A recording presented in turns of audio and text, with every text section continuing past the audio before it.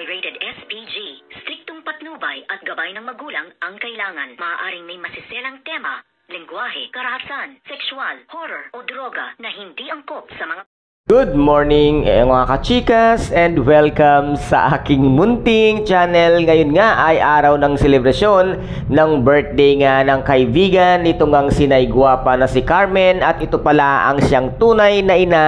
nitong ang si tata na si Carmen, ang dati nga asawa nitong ang si Gob. At dito naman ay agad-agad ngang tumawag na ang isa sa mga inutusan nga nitong si Gob na hanapin ang kaibigan nitong ang si Carmen na si Naygwapa, at ngayon ay sasabihin ng kanyang inutusan na naghanap sa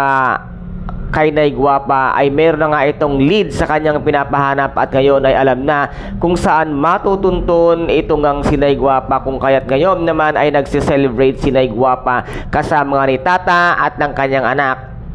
at ng kanyang ding kaibigan na ngayon nga ay birthday ni Carmen. At dito ay nasabi nga ni tata na sigurado daw siya na mabait itong si Aling Carmen dahil nga kasing bait ng kanyang nanay gwapa, at dito ay muntik-muntikan na ngang madulas ang bibig nitong ang si Naygwapa dahil sabi niya nga dito na talagang mamahalin ka noon ng sobra-sobra dahil ikaw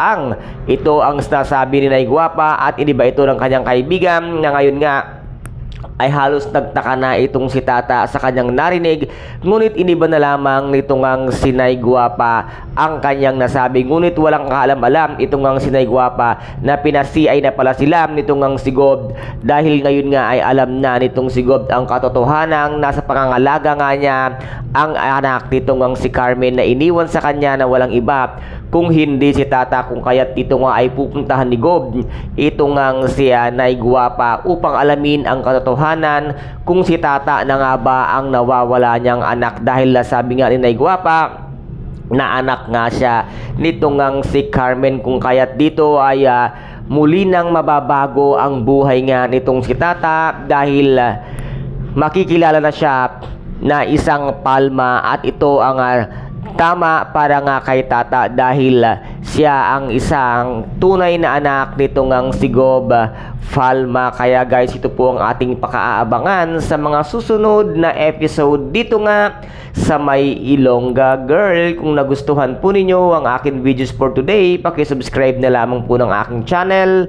paki-like and share para maging update kayo sa lahat ng gagawin kong videos. Maraming salamat po. Ingat, God bless, and bye-bye!